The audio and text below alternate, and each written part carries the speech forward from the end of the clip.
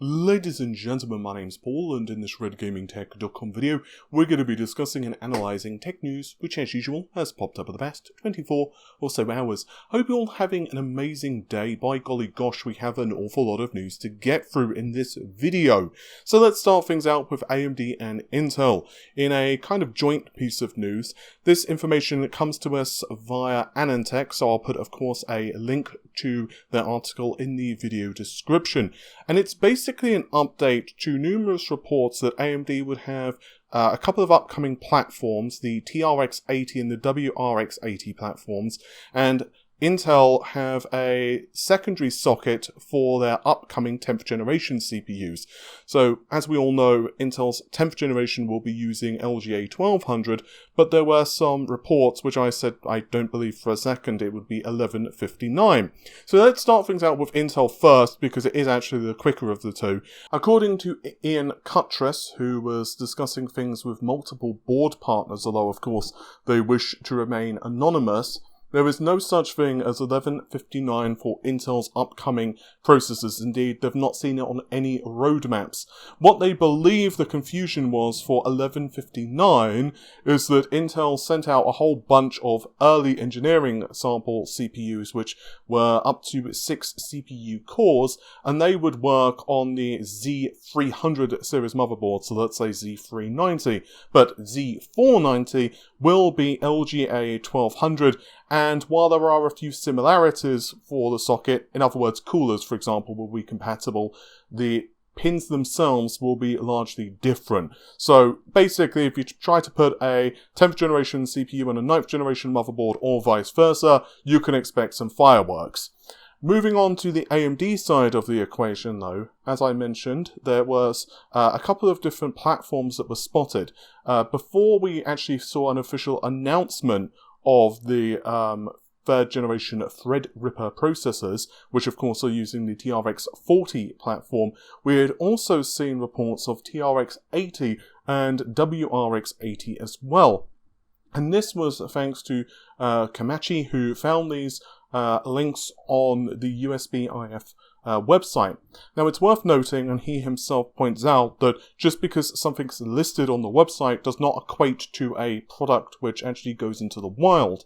But there had also been numerous reports that we would see Threadripper processors with an increased number of memory channels. I've heard everything from 6 and 8. Multiple people have told me 6 and multiple people have told me 8 memory channels. However, once again, according to Ian over at AnandTech, no board partner had seen any references to this in any of AMD's roadmaps that had been shared with them anyway. Now it's imperative to realise that just because a board partner, or any partner, for example an OEM like Dell, doesn't receive a roadmap, it doesn't mean not necessarily the product didn't exist or that AMD weren't considering it. It's also potentially possible that it was kind of an early prototype or a project in AMD and then just like, yeah, actually this is kind of a bad idea because it eats too much into the performance of Epic. After all, we've all seen the demos by now that AMD showed of at CES, where the rendering performance of the 3990WX actually outperforms dual Xeon CPUs.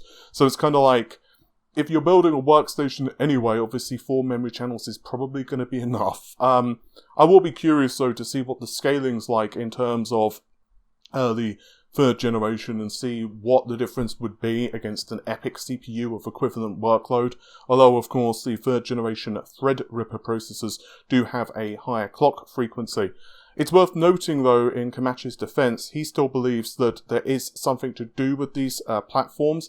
He still believes, according to what he's learned, that we will see something regarding this, but in the end, right now, there is no solid evidence that there is anything actually tangible coming out of these particular references. And now moving on to AMD, as there have been several new entries on the EEC. And what's really interesting about these is that they are the RX 5950, 5900, 5800 and so on. Credit to Komachi on Twitter for discovering these. And this of course follows hot in the heels of Lisa Su herself confirming that Big Navi, high-end Navi, whatever you want to call it, will be launching this year and featuring hardware ray tracing. Now, what's interesting to me, though, is that this is not the first time we've seen the EEC list the RX 5000 series. Sapphire themselves, at the midpoint of last year, also put a whole bunch of GPUs through the EEC, including, once again, the 5950s. Now, in terms of name, it doesn't really matter what they're called. However, one of my sources is almost certain that it's going to be the RX 6000 series. He was the same source who told me that we would not see them shown off at the CES, or indeed any mention of RDNA 2 at all, really. And we would see them launch in summer. Although he did say that there is some reason to believe that they may be the RX 5000 series, but they believe at the moment that the most likely scenario is for them to be called the RX 6000 series.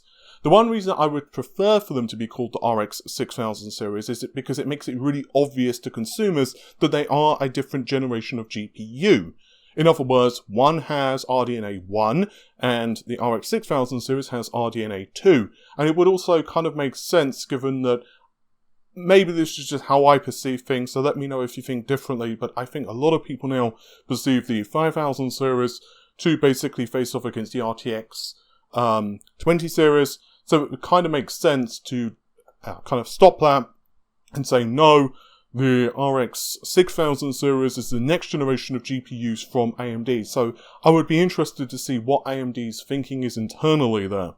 Either way, this does not, of course, equate to a product that ever launches or an official name.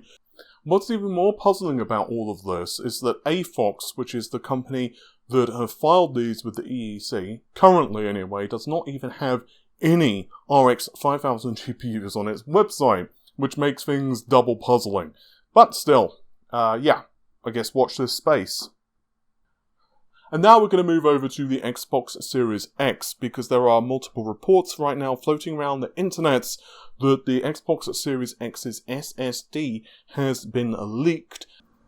Both Sony and Microsoft are touting the speeds of the SSDs inside their respective consoles.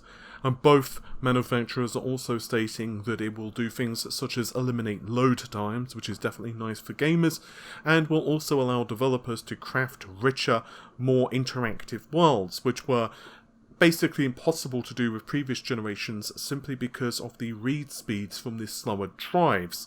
So in theory anyway, all of this sounds great, but we still don't have any exact specifications from Sony or Microsoft regarding the technology in their machines and also what speeds these drives can reach.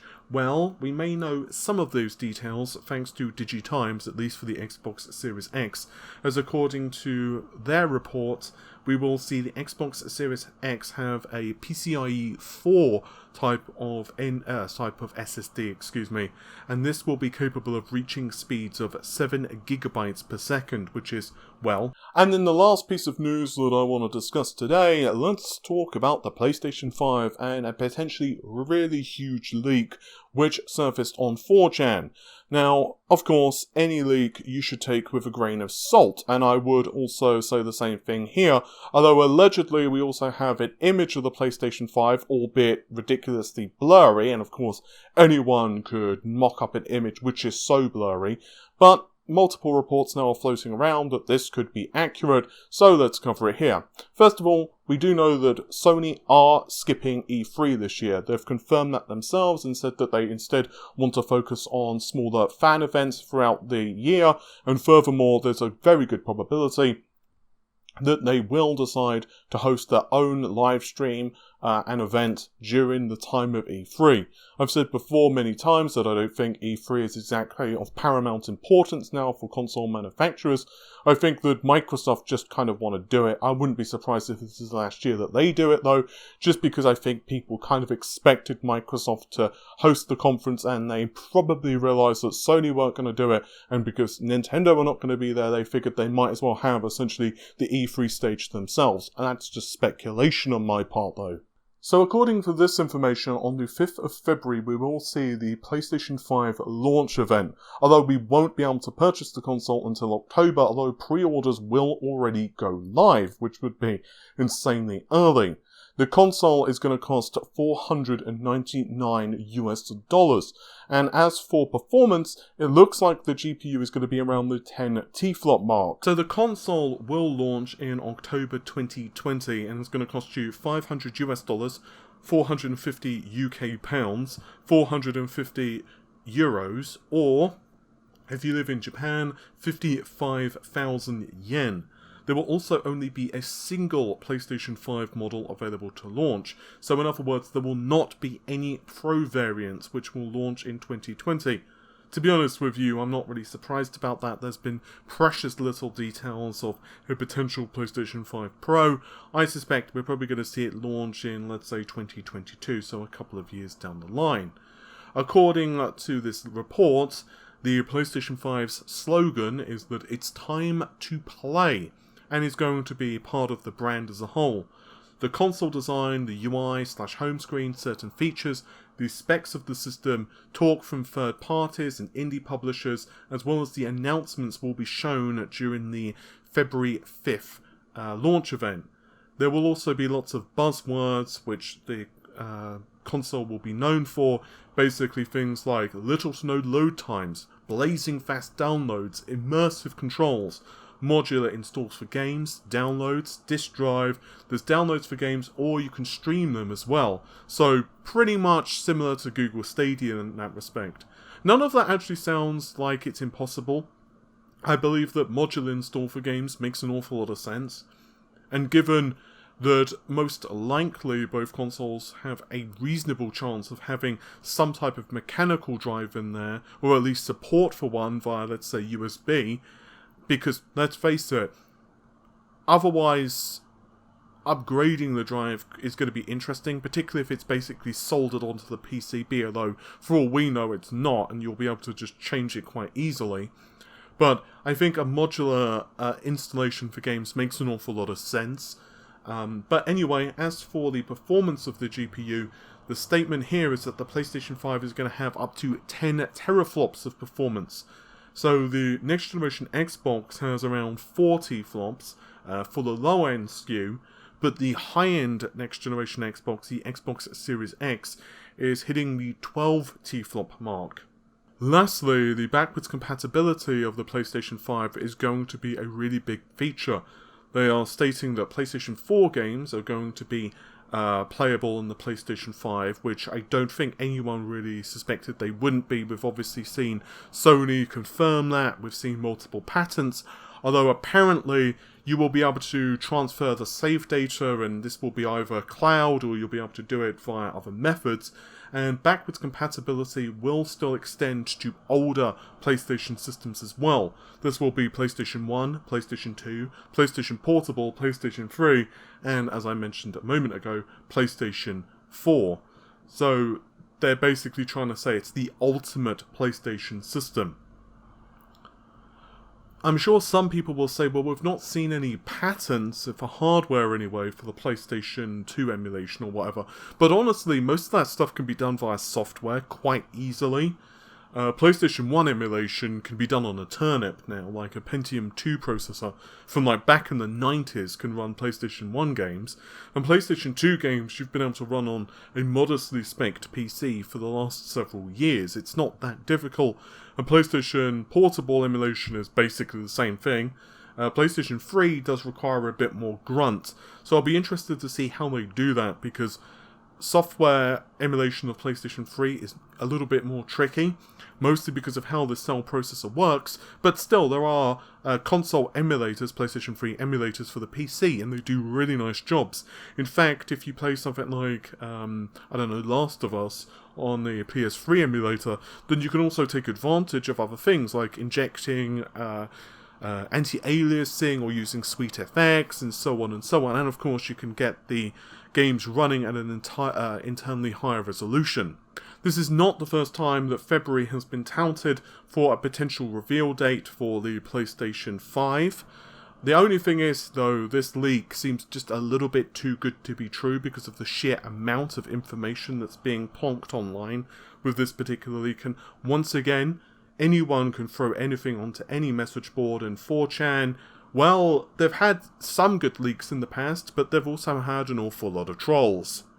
One thing of note regarding the 10 T-flop figure here is it seems to tally up with a paste bin leak that I covered fairly recently.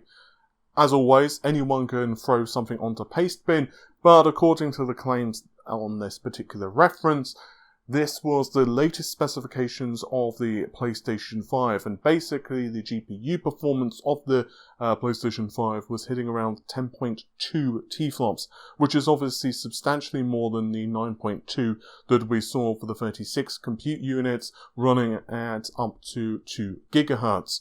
It's going to be interesting to see how Sony managed to achieve this. One potential way, especially if the paste bin leak was accurate, is it could be 40 compute units they're using on the PlayStation 5.